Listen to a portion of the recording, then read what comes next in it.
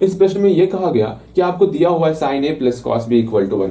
क्या दिया हुआ है? Sine A plus cos B equal to 1 आपको दिया हुआ है। ठीक है, फिर ये दे दिया गया है, ये भी आपको पता है कि ए का वैल्यू 30 डिग्री, इसमें जो है ए का वैल्यू क्या है 30 डिग्री आपको दिया हुआ है। तो बताना है बी क्या होगा, ये बी क्या होगा, बी के बारे में आपको बताना है। ए दिया हुआ है, अच्छा ये तो बहुत आसान सा लग रहा है, आपको बी का वैल्यू बताना है। तो प्रयास करना है, क्या ए का वैल्यू 30 डिग्री है, यहां पर पुट करोगे तो कितना हो जाएगा भैया, साइन 30 डिग्री हो जाएगा, प्लस यहाँ पर कॉस बी हो गया इक्वल टू 1 हो गया। यहाँ पर इसका वैल्यू निकालोगे, जो भी आपको डिग्री मान जानते हो ना, तो आप बोलोगे साइन 30 डिग्री का वैल्यू क्या होता है, ये आप विचार करोगे और यहाँ पर लिख लोगे।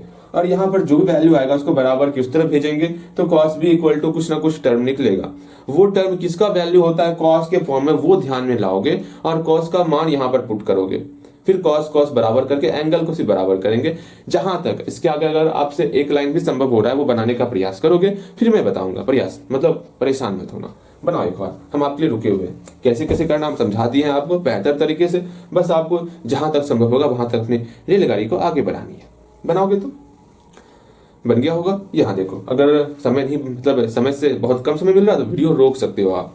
यहाँ देखना है साइन 30 डिग्री का वैल्यू कितना होता है भैया, 1/2 होता है, plus cos B equal to 1 हो गया। अब आपके मन में ये चल दिया होगा भैया करे तो करे क्या, इस 1/2 को बराबर किस तरफ भेज देंगे तो क्या होगा, सिंपल सा हम जानते हैं क्या होगा, कॉस बी बराबर 1 माइनस 1/2 हो जाएगा। इसको सॉल्व करेंगे, 1 माइनस 1/2 क्या होता है भैया, 1/2 होता है। अब यहाँ पर कॉस बी बराबर क्या होगा, कॉस बी बराबर मेरा 1/2 हो गया। हाँ, कॉस बी बराबर मेरा 1/2 हो गया। अब 1/2 जो है कॉस में 1/2 का वैल्यू क्या होता है, बोलोगे भैया कॉस में 1/2 का वैल्यू सोचते हैं। अब हम आप ये बताओगे कॉस 0 का वैल्यू क्या होता, कॉस 30 डिग्री का वैल्यू क्या होता, कॉस 45 डिग्री का वैल्यू क्या होता, कॉस 60 डिग्री का वैल्यू क्या होता, कॉस 90 डिग्री का वैल्यू क्या होता। तुरंत आप बोलोगे भैया कॉस 0 बोल रहे हैं, इसका वैल्यू 1 होता है। ठीक है, अगर नहीं जानते पहले सबका लिखो आप अपने मन से, गलती होगा होएगा, बगल में ऐसे करके यहाँ पे लिखो। ठीक है, जल्दी लिखो, परेशान मत होना, बनाओ जैसे इसको।